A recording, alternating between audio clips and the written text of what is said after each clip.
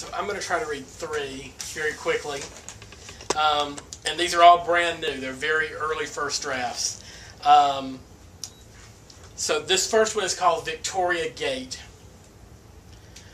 Maybe she was crying before she got on the coach at Marble Arch, settled in the seat across from me, but by the time we reached Victoria Gate, tears streamed down her face, mouth open to receive her own sacrament. Indian, ageless and tasteful floral, a blue sweater despite summer heat, an iPod clutched in her hand. Traditional music bleeds from earbuds, then shifts to Bollywood techno beat, and still she cries. Along Bayswater Road, her glassy eyes are reverential, unfocused. Even meeting her gaze seems like an intrusion. Who is she missing or mourning? Or maybe it's what? Her own bed, her mother's cooking, stillness. London is short on sympathy when it comes to heartbreak and homesickness. Not so subtly tells you to walk it off. But sometimes at night, when you're riding past Hyde Park and dusky silhouettes arm in arm are framed by bus windows, a familiar song can collapse resolve. Make you reach for the red hammer over your seat to crack the escape glass, unbuckle and rise through the treetops until the lamp at Victoria Gate is a pinprick, insignificant, up to the stratosphere where equilibrium inverts and tears become the stars that will guide you home.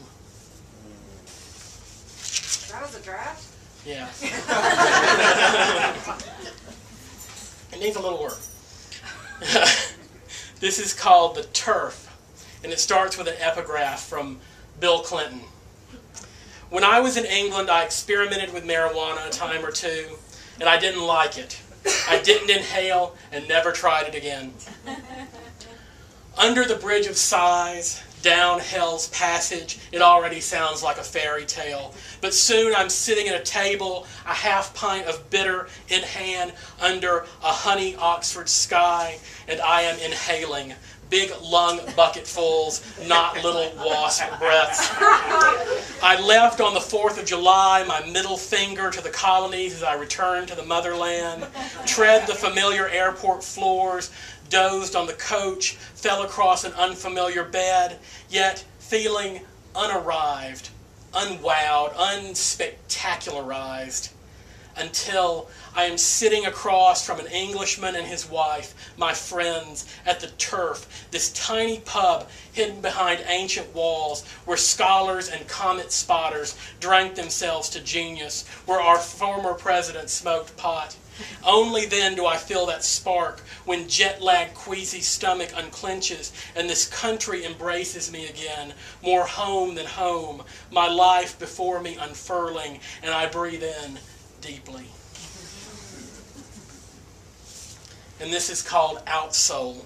And the outsole is actually the sole of the shoe that touches the ground. The scent of where I've been, collected sweat and salt and t-shirts, fades as soon as I open the suitcase. One wash cycle, and as if I was never gone at all. Only the shoes where dirt and pebbles collect in grooves are admissible evidence. Remnants of gum from Gare du Nord, the black scuff from Bastille, a tiny stone from Jardin des Plantes, wedged tight for the trip home. I'll never clean these shoes. Let foreign soil bond with rubber, nicks and marks become tattoos.